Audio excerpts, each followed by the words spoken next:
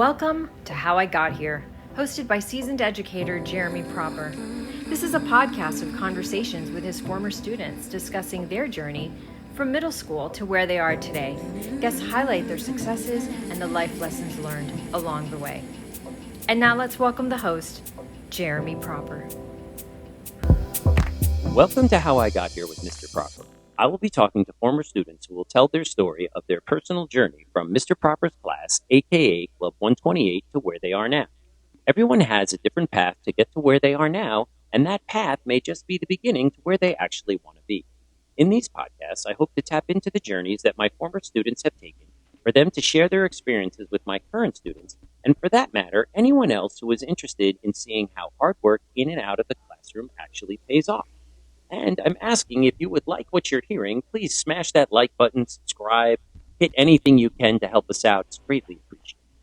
Well, let's welcome my first guest, Zoe Fromer. Hey, Zoe, how you doing? Hey, I'm doing really well. I'm so happy to be chatting with you today. It's been so long, and it's been no time at all. Yeah, exactly. It's been forever, but then it hasn't. Zoe and I have spent the last, I don't know how long, just connecting and talking to each other. This is by far one of my most memorable students. I think of this person whenever I am having one of those moments where it's like, what should I say? What should I do? And how would it be taken? And you have been my compass for many, many years, because this woman now, young lady, when she was in my classroom, I could literally say almost anything to her, and I don't recall her ever getting mad. And then she would throw back at me a Pee-wee's Playhouse reference that no one in the room but me would get, and then the two of us are going back and forth. And just recently she sent me this message, and I'm like, this girl never forgets. So having her on here is just a dream come true for me, because Zoe Fromer is the list. It's her. It's one person.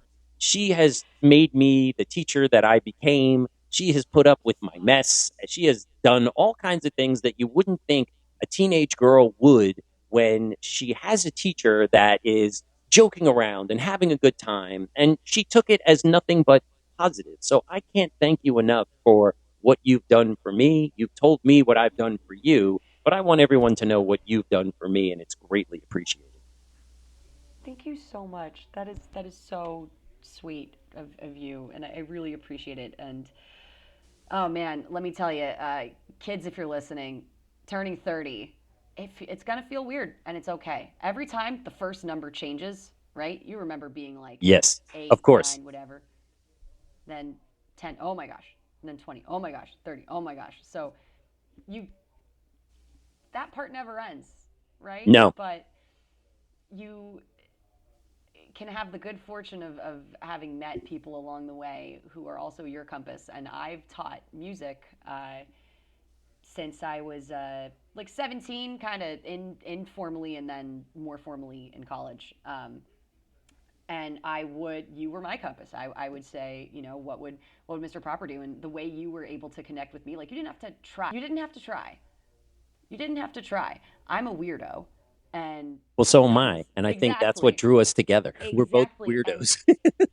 It's so important to be able to connect to kids in that way. If you are a teacher, or, you know, even if you're not, even if you're just like in a position where like you're caring for them, if you're a nanny, or you're like a lesson teacher for, you know, music or sports or drawing or whatever, it's so important to be able to connect to your kids' weird and see how that makes them tick, because that's like that force, that fire inside you. And and at your age, when you're that young, and you helped me to orient my compass towards that by nature of you being who you are in your classroom.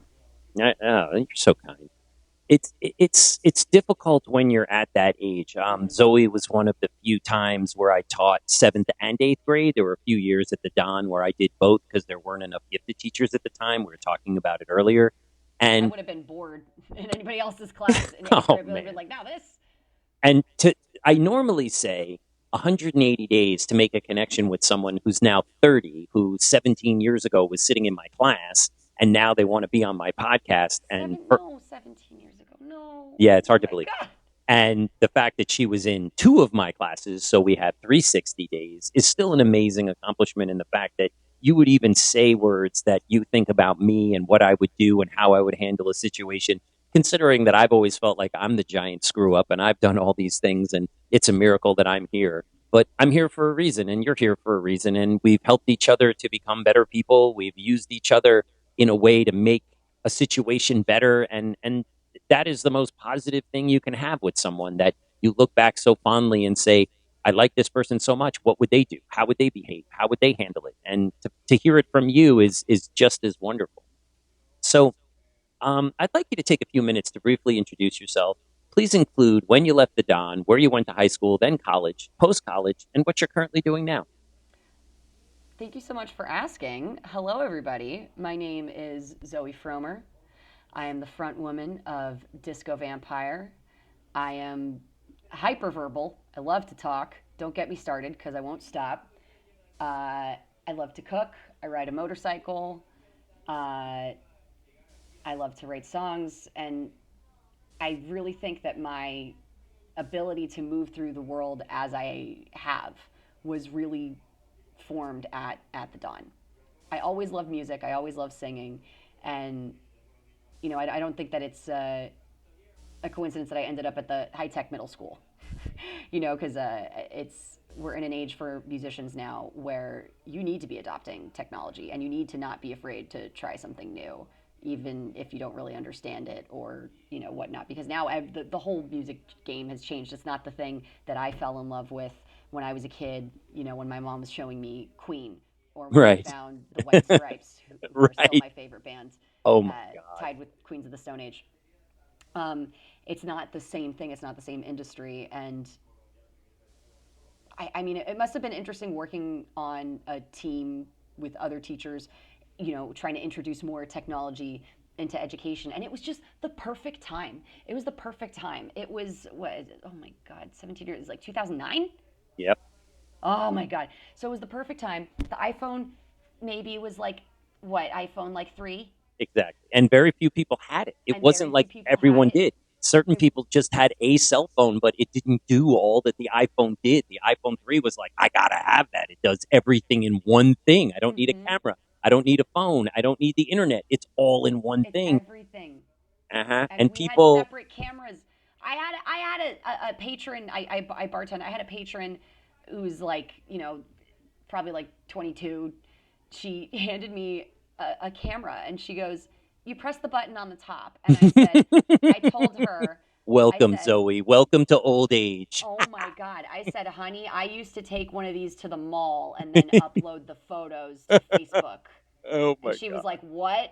Yeah. So that was the kind of stuff that I was doing with my separate camera that I learned about, you know, shutter speed and aperture and stuff in Stansel's class. Oh, yeah. And I learned how to research in, was it Mrs. Silberman? Mrs. Silberman's class. Yes. And she had the whatchamacallit, the wheelie thing, Segway. She had a Segway. Segway, right. And she, you know, she taught us how to, she was like an internet librarian. She taught me how to use the internet. She taught me how to, you know, look for sources, how to write without, you know, just copy pasting something. Right. God, how do the kids do correct that way class now to actually do it, not steal it. Exactly. You know, by like forming your own synthesis. And oh gosh, Mr. Reinhardt, he really, he's another teacher I really remember so fondly. Smartest guy to ever work at the Don. Smartest guy. The way he not only packaged information so digestibly and integratably, you know, it's one thing to learn something for a test. It's another thing to understand it and apply it. The way he presented information in a manner that was readily able to be applied, and also he made it fun and engaging to learn, and also he put his own personality, and he showed kids that like, he's a person, he's kind of weird, he wasn't afraid to talk about heavy stuff.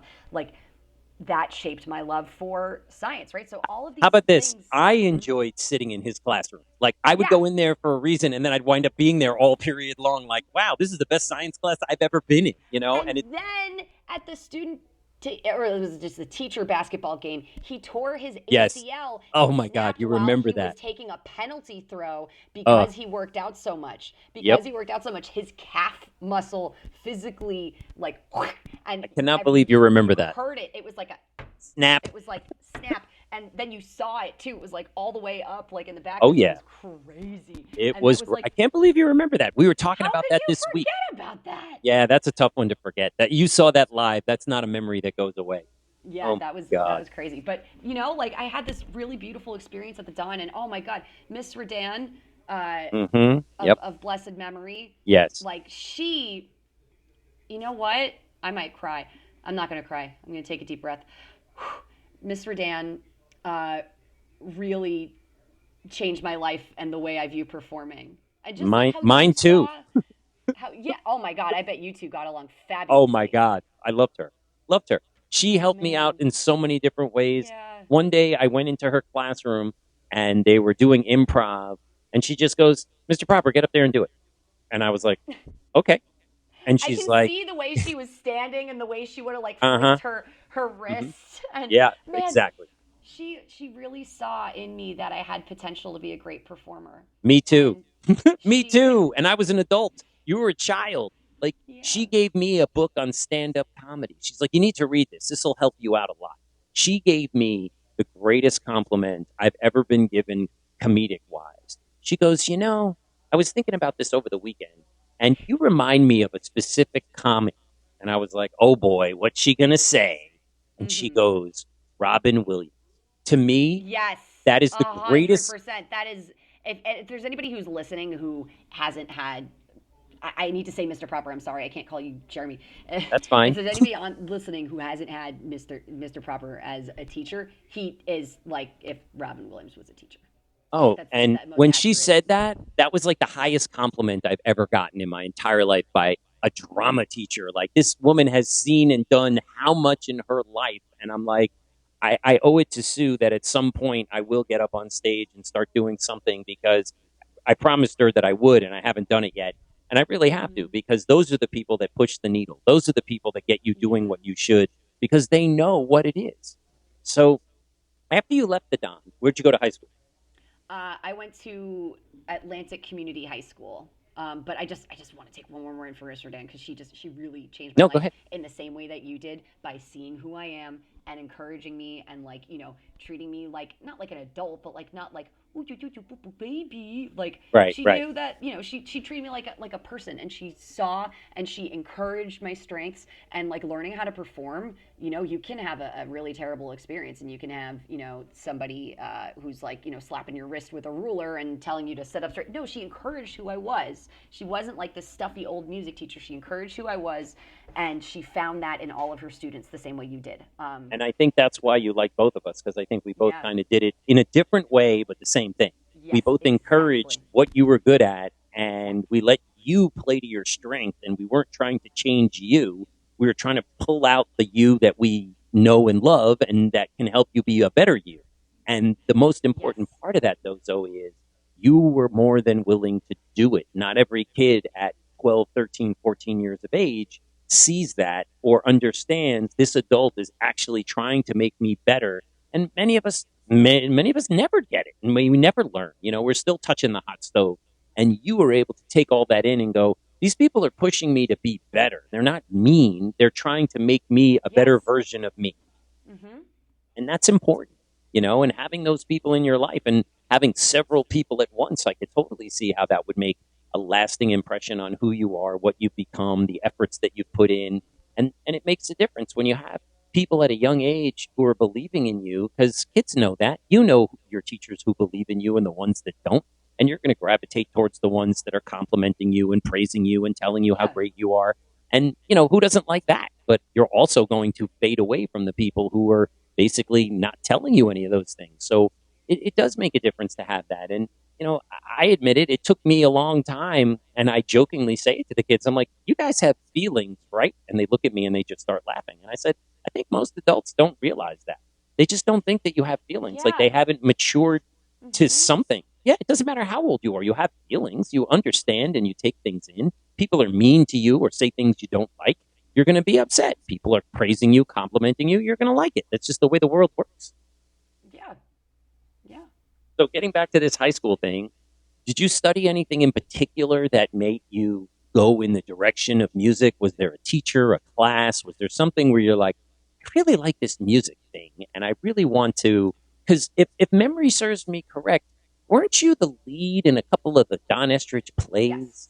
Yes. Every single play, actually, that was done during my 3 years. was not good for my bullying. Probably not, but it made you the person that you were Yeah. because I that was refused to let another anything thing. dim my shine. Yes, and that was another thing that I really, really appreciated about you was that even though those horrible things happened, it didn't stop you from getting up on stage. It didn't stop you from saying, "Oh, people are being mean to me because I'm constantly the lead in the play. I'm not going to do it anymore." And I just remember, I can't remember what it was that you were in, but I just remember going because I try to go to the things that all the kids do, and I remember you were like, "Come on, Proper, you constantly go to the sports games. You got to go to the arts." And I was like, "Fine." Like, I don't have anything better to do on a Thursday night between 6 and 9 o'clock. Like, come on. And just the overall happiness in your face when you saw me in the audience on stage, and it just like lightened your mood, and like I could see a little nervousness there, and then all of a sudden it was like, okay, all right, I can do this. And you don't necessarily make these impressions on people on the daily, and the fact that I can remember that and just seeing you up on stage, to me, I was always like, this young lady is going to become something. She just has the drive, she has the ability, and even at that young age, you could just see it. You get up on stage and perform your little heart out, and you just love to do it. You love to be up there, and that is a very unique talent that not everybody has. So my second thing to that is, did that continue on into high school? So that's a great question, and I also had Dr. Becerra for piano, and that really shaped my my understanding. Dr. B. Because it's typing. Piano is typing. Piano is the best way, at least for if you have a brain like mine, to learn music, because what you see is what you get. Guitar, it's out of order.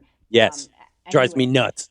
I had so in middle school I was doing plays and the musicals, and I also was in Dr. Becerra's class, and I taught myself this Raconteurs song, "You Don't Understand Me" by ear. Oh my God, I was an emo 12-year-old.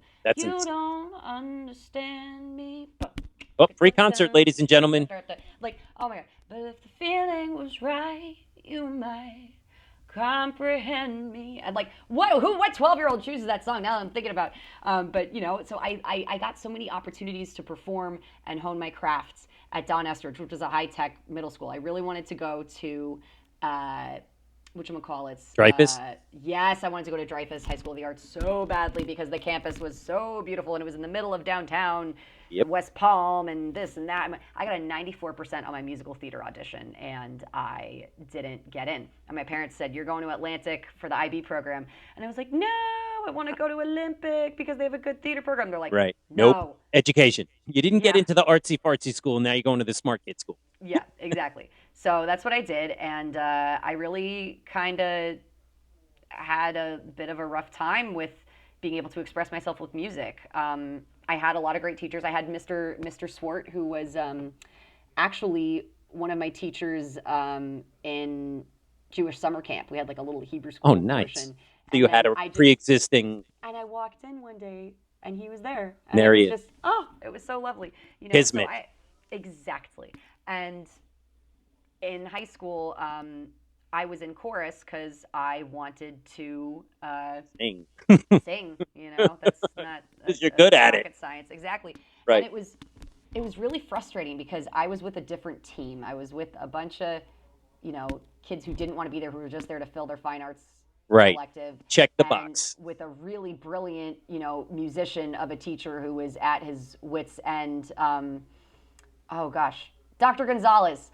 And I remember one day, they were doing announcements over the PA, and they were calling him, and they said, "Mr. Gonzalez," and then he's sitting at the piano, he was like warming us up, and he just smashes the keys, and he goes, "Doctor, doctor, doctor," and that's one of the funniest things that oh my God. Well, you earned that. You earned that. You need to be called that. It's like Dr. Becerra. He's a doctor. Exactly. Yes, exactly. He has a PhD in music theory. He has earned the right to be called Dr. Becerra. Like, people just always ask him that. Why do we have to call him that? I'm like, because he earned that degree. Exactly. He went to school, and he is a master at his craft. Have you heard the man play He's piano? Actually a doctor. He also got a master's.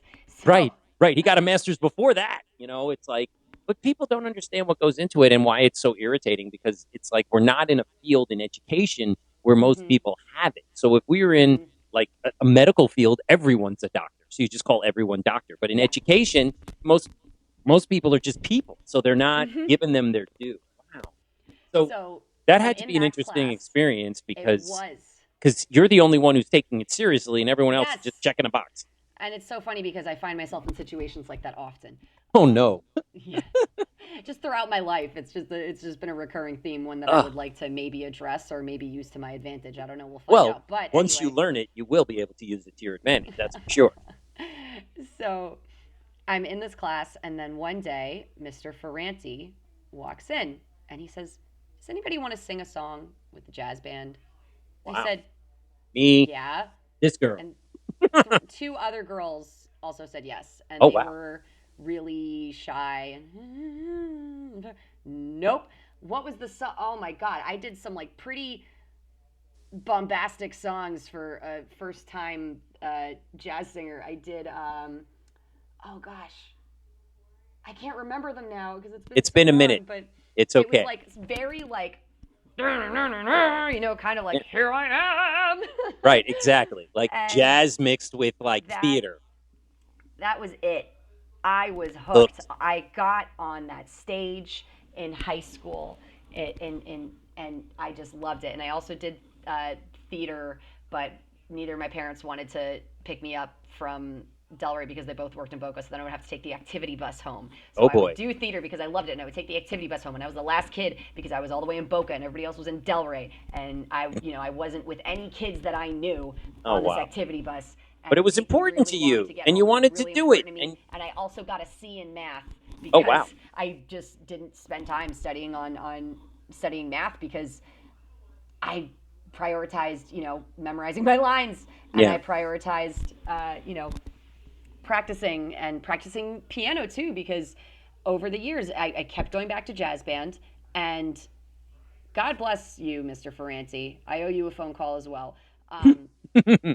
He was like, well, you can't just sit there when you're not singing a song. And he would give me the sheet music for some of the songs we were doing, not all of them. And like, I would maybe play one little melody line, or I would play chords, right hand only. I'm still not the best pianist in the world, but I can write my songs. You would try. And that's all that matters. Right. But I would try. And then he made me do piano. He's pushing the envelope. Right? He's trying to force you out of your comfort zone to do things.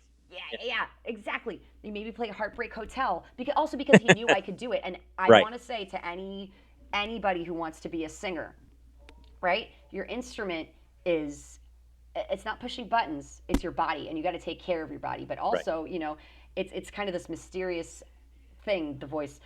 You have to anchor yourself to something. You need to know music theory. It's not just, I'm just going to show up and then I'm just going to sing and it's going to be all about me. No, you need to know your part, your entrances. You need to know the chords of the song. You need to know the lyrics. You need to know what everybody else is doing. Exactly. You need to be able to give good feedback and, be able to say, hey, maybe this section needs to be louder. Maybe the bass shouldn't do this. Maybe you need to be able to make these judgment calls. And jazz performance is actually a really incredible, A, mental workout, B, intrapersonal skill, and C, American art form. So of course. We invented it. Exactly. We should be. Well, it takes a lot to understand that, and were you at the school the one year that Mr. McCurdy got us all together to play in the Dragon Band and we performed at one? No, I wasn't. Oh God! But he made the mascot, right? Didn't he draw it? Yes, he dressed up as the mascot. So one year he got together a whole bunch of teachers, and I have been dabbling in guitar for years. I never really took lessons. I'm self-taught and just motivated to learn how to play things. Exactly. 4 chords, you can do anything. Exactly. So one day he's like, hey, Proper, I heard you play guitar. I'm like, kinda. And he's like, well, I'm trying to put together this band. And I was like, okay, whatever. And I really probably didn't take it as seriously as I should have. But I also didn't realize what was going to happen. And all of a sudden he comes, we're practicing every Saturday at his house. And I've never been in a band in my entire life, but now I'm in a band. And all of a sudden he's like, "You're never going to believe this, guys. I got the school to let us play the what is it called? The pep rally, the half year pep rally." And I was like, "Excuse me?" He's like, "Yeah, we're going to be playing." And I'm like, "Are you kidding me? In front of the whole school?" So like the first time I performed in a band in front of people, there was close to 2,000 people there. It was like, and we were in the gym where the balls are stored on the one side of by the boys' locker room, and we're all getting ready, and then they're bringing all the kids in, and parents and teachers and all these people, and the next thing I know, the door swings open, and they're like, "Okay, guys, we got to go get ready." And I look outside, and there's like not a seat to be had in the whole gym, and like I can't even be scared at this point because it's like, this is it. We're here. We're doing this. Like, oh my God. And it was just an incredible experience because, like, first of all, you're your worst critic. I do it, and I'm like, oh my God, that was god awful. And every kid later came up to me for weeks on it. That was amazing. You were awesome. Meanwhile, I'm like, I missed the fourth chord on this stanza, and I screwed that up. And it's like, I made a bunch of kids happy. It was just like one year I lost the. They had this contest where you had to put money in bins, and whoever got the most amount of money had to do some type of something. And for whatever reason, well, I know what the reason is, but I wound up winning, as I'm air quoting / losing, and I had yeah, totally, and I had to do the first ever lip sync battle at Don Estridge, and I did Justin Bieber's "Sorry." And that's so funny because you're so tall and and his voice in that song is kind of like high. Yes. So I did that and I won, and I was just like, but again, that's me. It's not about me. It's for the kids, Exactly, and that's what performing is. It motivates people, and it moves people, and it inspires people. A performer should inspire not only the ensemble that they're with, but their audience. Actually, let me rephrase that. A performer should inspire not only the audience, but the ensemble they're playing with. It goes both ways, and it's so important to prioritize performance because in business you're going to need to use it. You need to be able to talk to people and build bridges and make relationships with people you like and with people you don't. That's what business is all about. Exactly, and musicianship is a good practice for that. What I didn't realize was just recently on Instagram, people were like, "Oh, it's been 10 years since 2016. Post something you were doing." Well, I posted that video of me dancing and singing and being Justin Bieber. And meanwhile, like, I am so embarrassed because when you're looking at yourself, like we said, you're your own worst critic. Meanwhile, I got some of the nicest DMs from people going, "I totally remember that. That was like the highlight of my 8th grade year and blah, blah, blah." And I'm like, you thought that was good? And then I'm thinking, well, they're 13, 14 years old, and here's their adult teacher embarrassing the crap out of themselves in front of the whole school. How could it not be cool, no matter how bad it was? And it's amazing that people still remember, "Oh, those are some of the best memories I've ever had at the Don. I still remember that. I can't believe you have this video." And, it's like I said many times in class, people remember the bad things that have happened to them, but you don't remember the good things that you necessarily do for others. And then years down the road, it gets paid back with the compliments of, "Oh my God, I remember that. Oh, that was my favorite year of middle school. Oh, you're my whatever." And, it's like I said, I'm here for the kids. I can't tell you, there's not even a number of how many times I've embarrassed myself or done things that probably I wouldn't do. But again, this is middle school. It's the last bastion of fun before it really starts to count.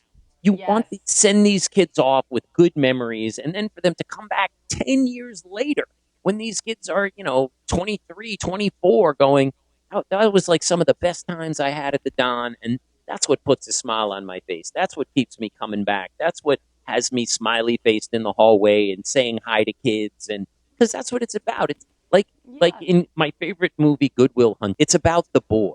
It's not about me. It's not about anyone. It's about the kids. And I think sometimes a lot of the adults lose that, But I can have fun in social stuff.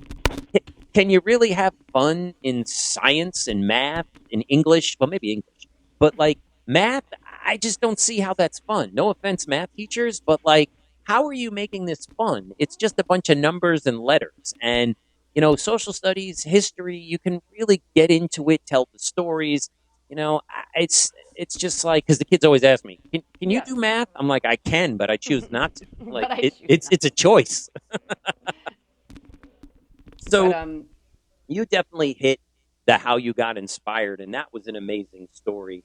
So what how could you verbalize what that teacher had? You kind of talked about it, but how could you verbalize what that teacher had that was able to push you harder? Like, was it the pleasing of the teacher, the success of yourself, a combination? Like, how could you verbalize Oh man, so Mr. Ferranti. First, I just want to continue my my story about him because man, I just love talking to you, and it? Go ahead. That's what we're here we take a for. lot of side streets.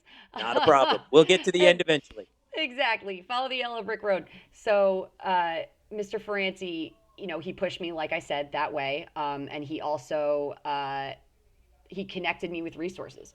Mm. He introduced me to the color guard guy who he knew a lot about jazz, and he gave me a couple of records. Oh boy, One records of which was going way back. CDs. It was CDs. Okay. Stop dating yourself there, buddy, because records, that's my generation. So I would listen to my CDs in my Toyota Corolla that had a CD Player. thing. Oh my god! Player. Cloth seats and rolly windows. CD player. Yes. Player. Nothing but the best for Zoe Fromer. That I called my car Manny because everything was manual except for the There transmission. you go. When my friends would be in my car, they would have to lock the door on the way out. Exactly. So, I would drive that to school, and then I would play that Kurt Elling record, "Man in the Air," which is that's an incredible record. And that's then a good one. I forget this gentleman's name. I'm so sorry. And again, Mr. Franz, I owe you a call because I got to call him too and thank him. And he also gave me a Diane Shure record. Wow. And not Dinah Shore, Diane Shure. Yeah. And, No, I know who you're talking about. Okay, I'm sorry. I was like, okay. I don't know The if you know people, who I'm talking about. the people And- who are listening have no idea, but I Yeah. know some jazz. Okay, I have some culture. It's jazz. And then Exactly. there was another one, Diana Krall. And it's so funny because now that I'm mentioning Diana Krall and Diane Shure. Sure. So Right. these two artists are people who play piano and sing. And that's, wow, I'm just seeing this at 30 that he did that on purpose. That's Right. insane. As I'm telling you the story, right? Like, Mr. Franti connected me to research. He was a great team leader. He was the CEO of the band room, and he organized everything, and he showed us how to lead a band, how to give constructive criticism, like lovingly, but also, He's a true director. He's directing you, exactly. but in a loving way. He's not like, do it again, you suck. No, he was like, hey, why don't we try it this way? He held us accountable. There it He is, let us accountability. be not as good as we could be. And he also encouraged me and Andrew Foreman to play and Foreman. sing together. And so then from here, this is where my story, I think, really starts in all earnestness. Because, at 17, I started gigging with Andrew, and we would play at the Hyatt in downtown Delray. What's the garage? What's the Arts Garage? Yes, we did tons of stuff at the Arts Garage. I remember. I haven't been there in so long, and then I remember. the Arts Garage, I got connected to Drew Tucker, who now he was working with a charity called Jazz Road. I don't know if he is still, and he's an incredible musician and father and content creator. But Drew mentored me and Andrew. Wow. And he told us songs to learn, and he told us, he told us all these things that helped us to become better musicians. And, he would have us involved with things oh my gosh, this is so crazy, Mr. Popper, because I haven't really thought about this. Gone through my story like this. Okay. Mm-hmm. So, well, you just helped me remember something that I haven't thought about in a long time. Which is? I believe it was you and Andrew who were the first two kids that were not 18 that I actually allowed to follow me on Instagram. You both came back from high school and you were like, can you just let us follow you? We will not comment. We will not say anything. And I was like, Because I'm he's going to, the same kind of weirdo as us too. exactly. And I said, I'm going to do this under one circumstance. If you tell anyone else, I'm going to immediately unfollow you because my wife has a rule. It's 18 or nothing. And you were like, it's January. I'm going to be 18 in a couple of months and blah, blah, In blah. March. Yeah, in March, exactly. And I That's was so like, funny. "Urgh." And you and him, I think, were the first two that weren't. And that's how I knew about the Arts Garage and all that stuff Yes, because I yes, started because we were following you going and guys. And I'm like, we and that you was were my together. first Instagram post was me and Yep, Andrew yep. on stage at the Arts Garage.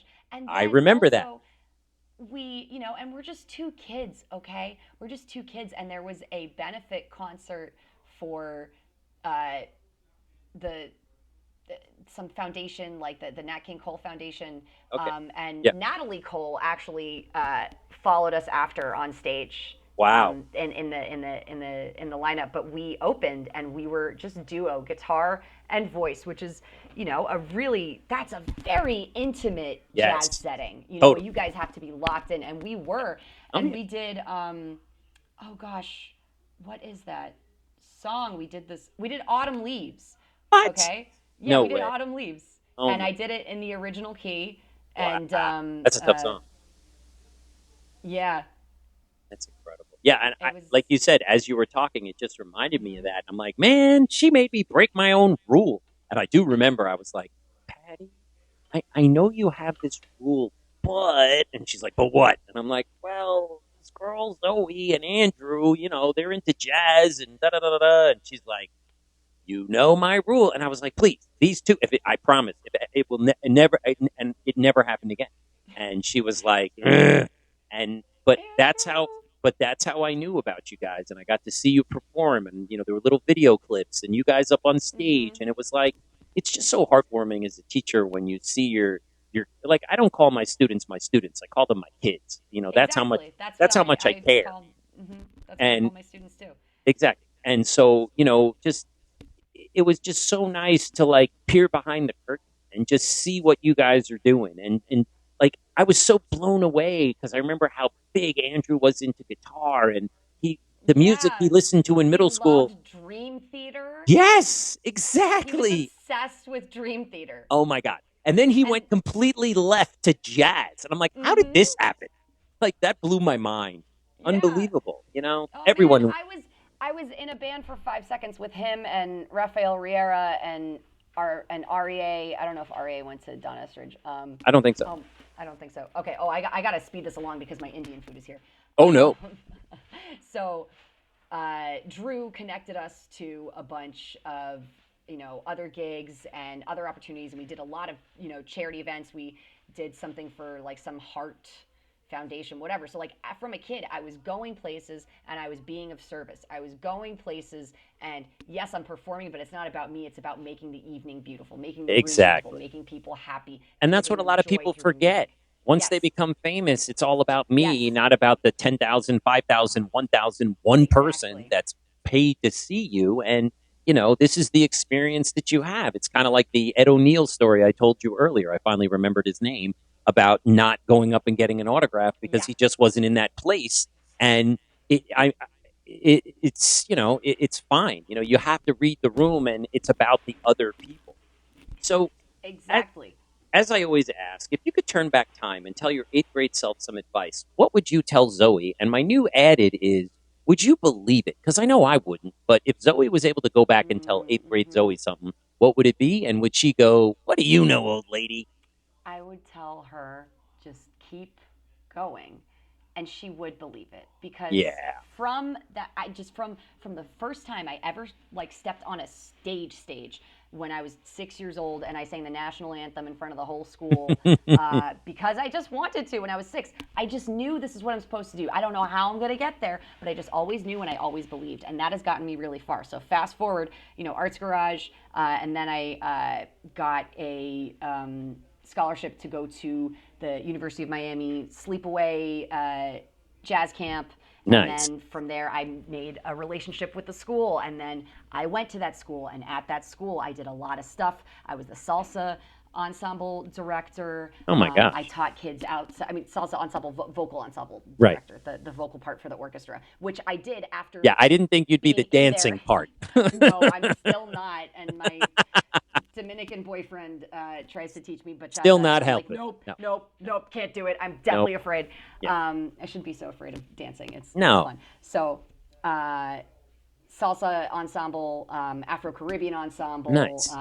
Dixieland ensemble. What? Is Oh it my true God. what You're they all over the say about Dixie? Like, what the heck? I was Ah. doing everything, but I was just eating it up, and I knew I wasn't doing what I was gonna do, Right. but I was doing what I was supposed to do. And I just kept following it. And I just kept Honing getting those gigs. chops, doing what you needed to do to get to where you needed to go. So it didn't matter that it wasn't your forever genre. It was, I need to learn how to the do this to make my practice. forever genre work. And to do business with people. Right. Think of, like I had to do, booking and 1099s and expenses and all this from the time I was like 17, right? Wow. So I'm Most doing people don't that. do that. Yeah, okay. And then in college, doing a bunch of gigs. And then right after college, I was like, I gotta get out of here. I gotta go to New York. And I'll spare you all the details of moving up there with $1,500 and no plan. The best way. The best way to go. 9 years. Oh. Soon. And I've just always kept going. I found myself taking some side steps because I didn't move with the plan. And then I ended up in the hospitality industry, instead of like how most of my bread and butter was from music, and then it wasn't. And I got sidetracked with that. And that's not necessarily a bad thing. No. Because I learned a lot. I made a lot of connections, and like I want to open a cafe someday or something. Now you know how. And now you know how. Exactly. And now I know how. And through those places in New York City, you meet so many magical people. I have had the good fortune at Lovers of Today, where I bartended for 4 years, to have met tons of people. I met so many of my idols. I met the Black Keys. I made them. Nice. I made them a bunch of old fashions. Aw. And I love hosting people, and I was like, guys, I never do this. I'm so sorry, but I just have to tell you, I loved listening to your music on the bus in middle school. Oh my God. And how did they take it? Such a cool moment. How did they take it? I told Dan? Patrick Carney. No, Dan was sitting in the booth. Patrick was the one who was ordering drinks, and he was like, "Oh man, that's really cool," And then my favorite story, and this is the one that I will end off with. I'm bartending, and I'm a very lucky person, and I don't know why. And good things just happen to me, and when they do, I don't say, "Oh my gosh," I say, "Of course." So Right. It's almost 4 a.m, and my security guard comes down the stairs. Also, Lovers, that bar is located in like a very lucky area. There was like a dried up riverbed or something there, and it was like it's something in Prohibition or whatever. Interesting. And Taylor Swift walked out of there one time, and there, you could see her. We had this heart sign, and there was an old paparazzi photo of her, and like we could get tons of Swifties, so there was always business. It's a very, very lucky spot. Oh, and wow. In that spot, this is my favorite New York story. My security guard comes in, he comes down the stairs, and he goes, "Oh my gosh, Rihanna's coming." What? Because he sweet talked. Riri? Not sweet talk. Yes, Riri came into my bar, and we shut it down for her. And she came in, and I was just there to make the night awesome. And all of my coworkers kept coming in because my manager was like, "Don't tell anyone." Right. And I was like, Right. "Okay." And I didn't, but of course people know. Everybody They kept else coming. did. They're picking up glasses they don't have to pick up. They're like, "Oh." Right. All of a sudden, they're Not the in best my worker house. ever. Not in my house. Don't do that. No one's taking So- a smoke break. They're all working hard. But like, no, they were all like sniffing around, and it's like, you'll feel that, right? Right, of course. She'll feel that. So we're just chatting, and I made her some really tasty drinks, and her team was there with her, and they just wanted to enjoy and have a good time. The time. Right. I'm That's so it. happy that we did, and this is That's my incredible. final story that I'll leave off on. So, and why question- I would believe myself. Yes. Do you have a quote that you live by, since you seem I'm to not be done like, with the story. I'm wrapping it up. I promise. But you know what? Oh, you know what? This is my new quote that I'm going to live my life by. what's that? This is perfect. So I will tie it in with the end of the story. So we're talking and whatever, and like, I'm good at schmoozing. She's a Pisces, I'm a Pisces. She walks in and I'm like, "Oh, spicy Pisces," and she's like, "How'd you know?" And I was like, Yep. "Because we only got you, Einstein, and me." Yeah. That's it. And, That's it. and then we're talking, and then I looked at something on my phone, and she sees my phone background. She goes, "Wait, is that your boyfriend?" I said, "Yeah." She goes, "Does he tattoo?" I'm like, "Yeah." She goes, "Oh, is your boyfriend John Mesa?" I'm like, "Yeah." And then Rihanna goes, "Call him right now." And at this point, it's 5:30 in the morning. What?